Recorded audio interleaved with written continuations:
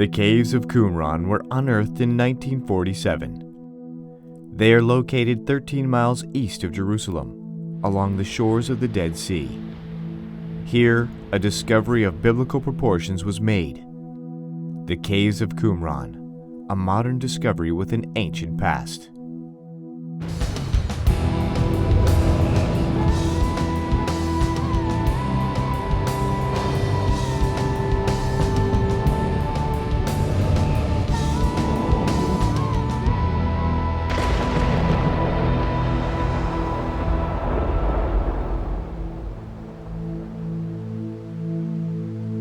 In the heart of the Judean desert, only 1 hour southeast of Jerusalem, a remarkable discovery was made.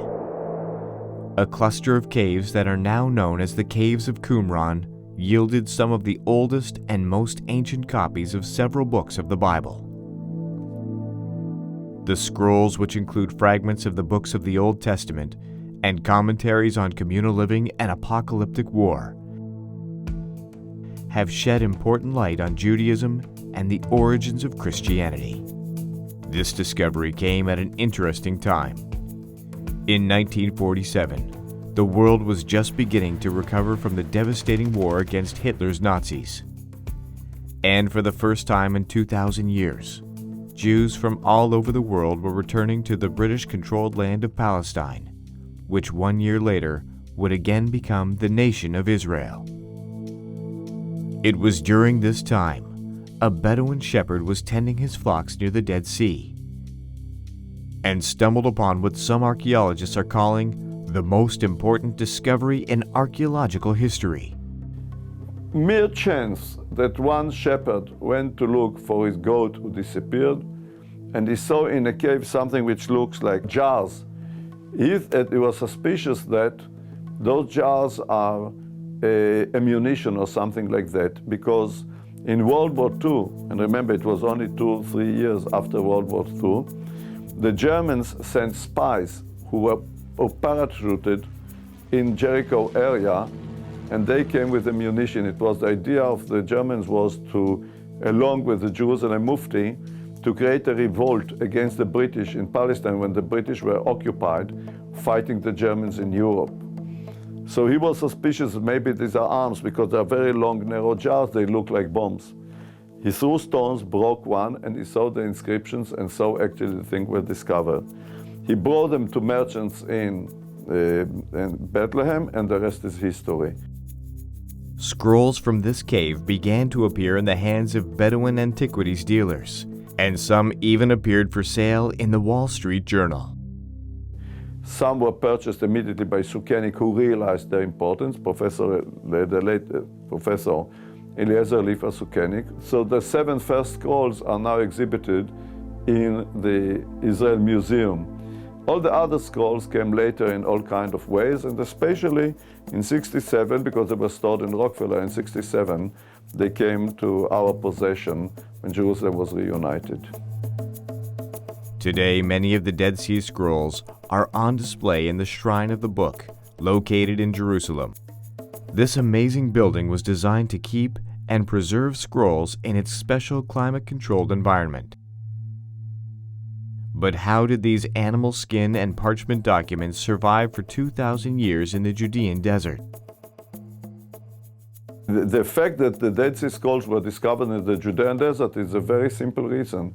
Judean desert is very dry, which makes possible for organic materials. Because you speak about scrolls, remember, mats were discovered, all kind of basketry, all kind of organic material was discovered, like fruits and things, which shows that the climate was dry enough to save all the organic material there, including scrolls.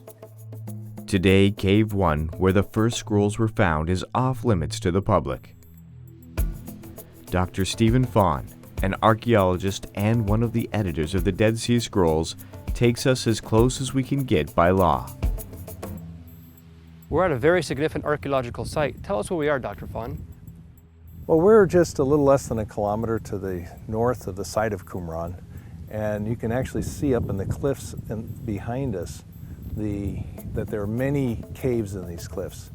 That is cave number 1, where the Bedouin shepherd first threw his rock inside the cave, and all of a sudden, the biggest discovery of the century took place. The rugged terrain of the Judean desert seems an odd place to find ancient scrolls. Who used these scrolls, and why did they leave them in caves 2,000 years ago?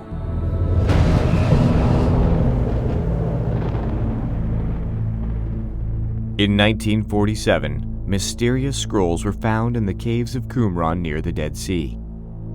Excavations began and nearly 900 documents and thousands of fragments were discovered among 11 caves.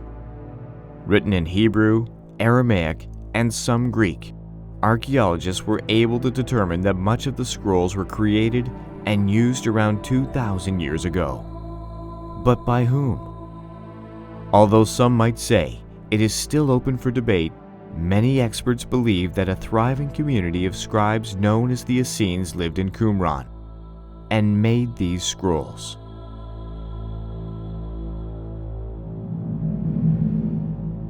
The Essenes were a Judaic sect that existed for around 300 years, between 200 BC to 100 AD. Their emphasis of purity drove them to find a remote location away from the vile, sin-filled cities, where corruption was a distraction from following the ways of God. This was an extremely important center of work for the Essene movement, where the priestly Essenes met with lay Essenes, and they determined the future of the group based upon the Torah and from what they thought was being passed on to them by the oracles of God and with the angels all around about them. And there they had issues of the heart, the circumcision of the heart, being pure in body, first of all, yes, but before that, entering into the community, your heart had to be circumcised and pure. Out in the desert, they built their community Qumran and lived a very disciplined and organized way of life, following their spiritual leader known as the teacher of righteousness. They studied what was right and what was wrong according to the prophets and according to the books of Moses. And there they met and they felt and believed miraculous things were happening in their midst as they were cutting new ground, preparing the way of the Lord in the wilderness. Once again, accompanied by Dr. Stephen Fawn, we explore the ruins of an Essene complex. It is believed by some that the scrolls from the caves may actually have been written here. What are we looking at here, Dr. Fawn? Well, here we're standing in what was probably the most tightly secured building at the site of Qumran, because there were some very valuable things that were both happening here and were being stored here. Okay. Among those things, of course, you would have the scrolls themselves in the library, because this was the place where the study of the scrolls took place. Okay. The nightly Torah reading sessions took place here. Decisions were made here on a regular basis with the laity in the larger room on the other side, the priests sitting around this room inside, and there were layers of acceptability. The lay people could not go inside, the servants couldn't go inside, so that even the washing of the hands that had to take place in order to read from the Torah scrolls, that was done through a hole in the wall with a servant taking a jug from over here and pouring it through a hole right in through here, as servants would be standing out in this area. So Joe, you can see here even the wash basin that was used by the priests to wash their hands. This up here was from a later period, so we can take that away and remember this is all plastered up to the ceiling with the wash basin here, the priests sitting around on the benches here. There were 7 lamps found on the benches over on this side because they were reading at night. They needed lamplight to read from. But you can see here, Joe, this is where this would have been a plastered bench going across here. You got to imagine there's a bench right up about this height, and each one of these niches right here, 1, 2, 3, would have had rows and rows of scrolls on shelves facing the librarian. And when they would call for a scroll, then he would have to go through, look for a certain passage, roll it out until he could find the passage, then hand it to the reader. And so up above is where we know that there were scrolls written with plastered benches. There were at least 10 inkwells found at this site. That is 10 times the amount found in the entire Judean wilderness. You struggle to find even one fragment of an inkwell someplace else from this period in the Judean wilderness. The Essenes' belief in purity and righteousness was very similar to the message preached by John the Baptist. Was John the Baptist really an Essene?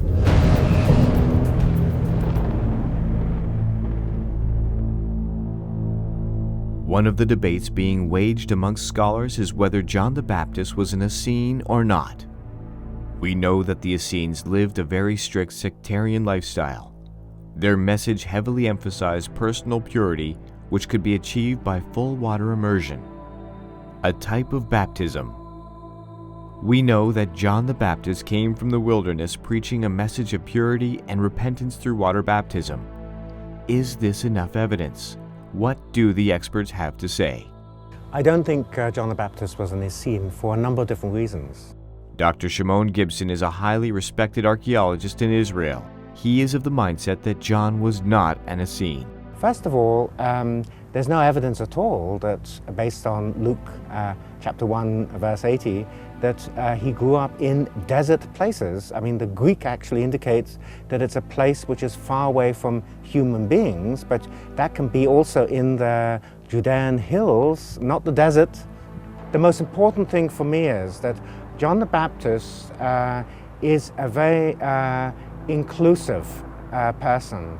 When he's down at the Jordan River and he's saying, all of the children of Israel come and be baptized, he's saying everyone.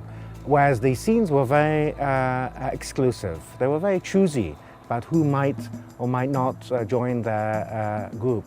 John the Baptist lived in the sphere of the people of the Dead Sea. He was close there, the place of baptism. All that is, he knew them, very close to them.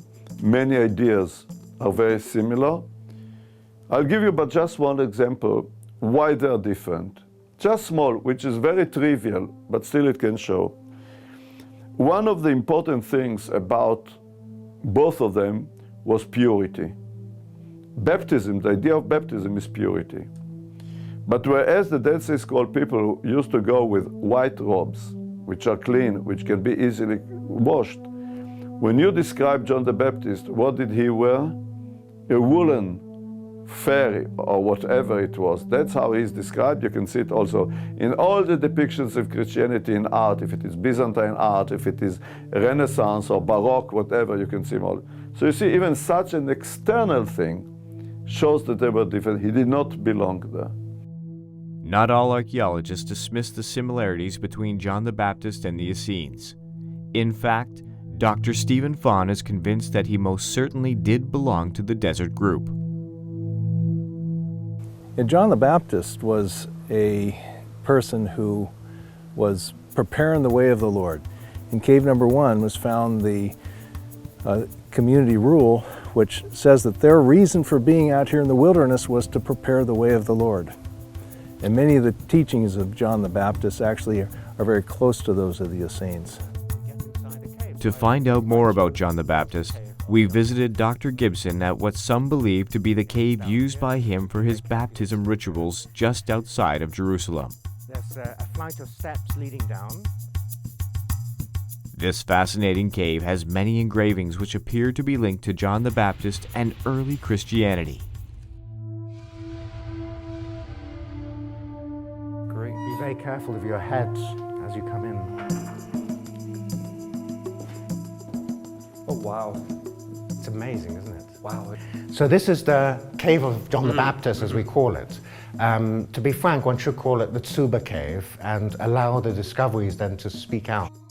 Now, the earliest remains that we have date from the time of John the Baptist, and they post-date the original use of the cave, as I mentioned before, from the Iron Age, but This Iron Age water system had been abandoned and had been like that for about 600 years or so. And then this group of Jews come and they use the cave for the purposes of baptism. People were coming, they weren't living in a cave, they were coming to be baptized. The rituals themselves are divided into two. You have people who are conducting rituals in the front of the cave, and only when that had been completed are they descending into the back of the cave to be cleansed, the flesh to be cleansed in the water. Now this is remarkably similar to what we know about the baptism process of Jesus in the Jordan River. John the Baptist receives Jesus as well as others. There are all sorts of rituals which are performed on the banks of the Jordan River with the remission of sins. And this explains perhaps these remains that we have here in front of us. The Essenes and their community at Qumran existed during the time of John the Baptist and Jesus of Nazareth. Yet of the nearly 900 scrolls found, there is not one mention of either New Testament figure. What does this mean for Christianity? The caves of Qumran yielded one of the most important finds in archaeological history. Nearly 900 scrolls and thousands of scroll fragments were discovered accidentally by a shepherd while he tended his flocks near the Dead Sea. 60 years later, these Dead Sea Scrolls are still catching the world's attention with every new discovery and every new translation. But how close are the Dead Sea Scrolls to today's modern Bible? We must remember that the Bible which we have today is considerably late. There are changes, very few, but still there are different versions in the Dead Sea Scrolls. Remember another thing, till then, we have got, till the discovery of the Dead Sea Scrolls, the oldest text of the Bible we had was the Greek translation of the Septuagint, which is from the 3rd century BC. And there are differences, which means the translators into Greek in the Septuagint has got a different version. On the other hand, many years ago, about, in the late 70s, early 80s, was discovered the blessing of the priests in Jerusalem. This is identical to our Bible, which means there must have been few versions of the Bible. Dead Sea Scroll can be one, ours we've got two, and already the scholars for years know already that there are some different versions here and there. One of the things that the Dead Sea Scrolls does for us, of course, it confirms the existence of the biblical text, and with a consistency that is really hard to believe. The biblical scholars, to see that the biblical text that they found in this cave and other caves around about, they in many ways did not really expect the scrolls to be so close to the text that we're presently using today in the synagogues and in the churches. And also it shows that there was a serious type of spiritual encounter that they believed that they had with God, similar to what the priests would have had in the temple, but this among both priests and laity, taken seriously the idea that the person's heart had to be circumcised, that it opened them up to the mysteries of God that could only happen in community with God Himself. Some of the same types of things we find in the communities of the New Testament and other communities that we speak of and know of in early Judaism. Yet in spite of the discovery of thousands of scrolls and fragments, there are still many mysteries surrounding these infamous scrolls and caves of Qumran. What hasn't been found is quite important, and I think one should say that. No, not one fragment of the Gospels has been found hitherto amongst the writings of the Dead Sea Scrolls sect, and also no writings which could be perhaps associated with John the Baptist. That's quite important. What isn't there, I think. With thousands of caves in the Qumran region and around the Dead Sea, scholars are hopeful that more scrolls will be found, and that they will reveal greater insight into an important time in history.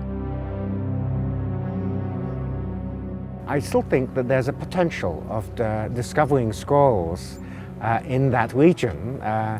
Personally, I would like to see a thorough scientific investigation made of the caves and the vicinity in order to look at all the different sort of possibilities. Of course, one hears from time to time rumors of a scroll that has surfaced somewhere in Bethlehem.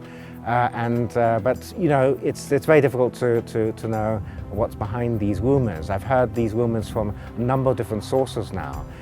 So it is a possibility that one day some amazing scroll will surface, and I'd like to be the person at the spot when it surfaces, but you know, we'll have to see. The caves of Qumran have given us some amazing secrets from the past. Yet while answering many questions, these fascinating writings still hold many mysteries. Today, the scrolls and other articles from the Qumran caves can be seen at the Israel Museum in Jerusalem in the Shrine of the Book. Visitors can see for themselves a piece of biblical history and experience for a moment the wonder and the awe that has for the most part been reserved for archaeologists, scholars, and shepherds who have stumbled into mysterious caves looking for their sheep. Who knows what secrets may yet be revealed?